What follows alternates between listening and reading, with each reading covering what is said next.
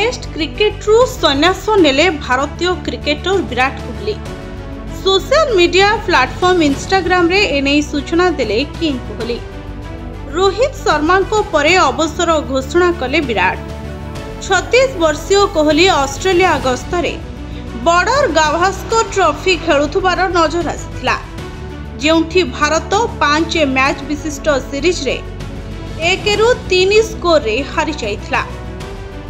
विराट को test debut जून 2021 रे West Indies विपक्ष रे होइथिला।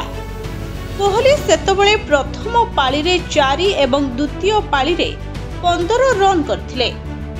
अन्य पक्ष रे किंग कोहली को अंतिम टेस्ट ऑस्ट्रेलिया विपक्ष रे सिडनी रे खेला जाइथिला, जहा 2025 जनवरी मास रे खेला जाइथिला।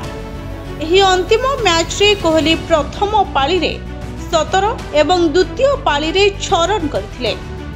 तबे वर्तमान 14 वर्षर टेस्ट कैरियर को बाय बाय कहचंती किंग कोहली।